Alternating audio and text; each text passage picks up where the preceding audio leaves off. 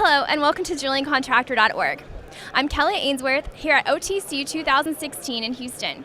Yesterday, BSEE held a press conference discussing some of its current efforts, including the well control rule and the publication of its annual report.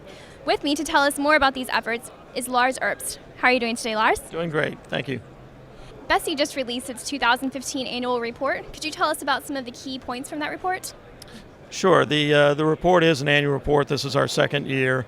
Some of the key things in there is that we saw some changes in some of the incidents that we saw. So we saw a drop of lifting incidents, but we need to be careful in looking at those trends. That's a one-year drop. Overall trend, for example, in lifting incidents is still an overall increase.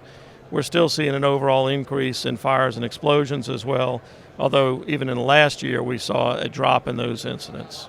And now that the well control rule has been published, what are the next steps for implementing this regulation? It's a good question because it took a lot to get the rule out and to a final rule. We are now looking towards implementing that rule, so we have an implementation team of subject matter experts that are taking the rule, taking the questions that are coming in already from industry to try to clarify the implementation of that rule. They're working on that. We plan on being very transparent with those in the way of an FAQ, put those out on our website so that operators know what they need to do to comply with the new rule. Why is it important to BSEE to foster STEM education, and what are you doing in this regard? Well, STEM education, especially at the high schools, is very important to us, is to have that continual train of employees moving up into organizations, not only within BSEE, but within industry, so as to keep them engaged in high school, have them move through college, enter into those curriculums within college so that they're available. Right now there's a downturn in industry.